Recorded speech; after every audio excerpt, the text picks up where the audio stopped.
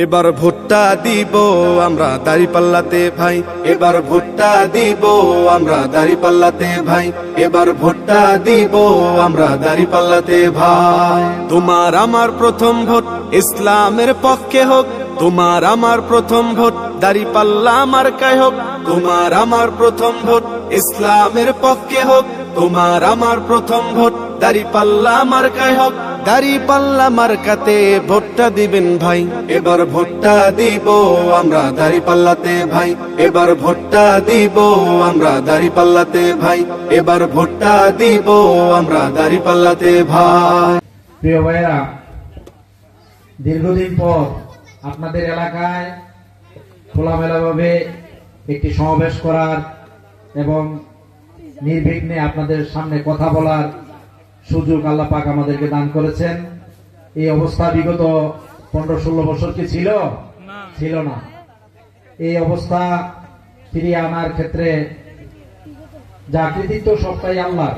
ঢাকা ইউনিভার্সিটির মধ্যে বিপ্লব শুরু হয়েছে, চাকসু সবখানে বিজয় হবে এবং এদেশের প্রত্যেকটি মানুষ ইসলামী বিপ্লবের জন্য প্রস্তুত। আমরা কি প্রস্তুত আছি? ইনশাল্লাহ। আমরা নবীনগর 5 আসনে আমরা বাতেন পাইকে কি জয় করতে পারবো? ইনশাল্লাহ। আজকে থেকে আমরা শপথ নিলাম, আমরা ভাইয়ের জন্য সর্বোচ্চ পরিশ্রম করব। আল্লাহ রাব্বুল আলামিন আমাদেরকে তৌফিক দান করুন। আমাদের প্রিয় নবী রাসূল করিম সাল্লাল্লাহু আলাইহি সাল্লাম এই সমাজে আসছিলেন। সেই সমাজটা কেমন সমাজ ছিল? এক কথায় যদি আমরা বলি, আয়েমে জাহিলাতের সমাজ ছিল। সেই সমাজটাকে উনি মদিনায় একটি ইসলামী রাষ্ট্র প্রতিষ্ঠা করে দিয়ে সোনালী সমাজ উপহার দিয়েছিলেন। হাতিয়ার কি ছিল? সেই কথাটা উনি বিদায় হজের ভাষণে বলে গেছেন, তারাকতু ফিকুম আমরাইন লান তাদিল্লু মা তামাসসাকতুম বিহিমা কিতাবাল্লাহ ওয়া সুন্নাতে রাসূল।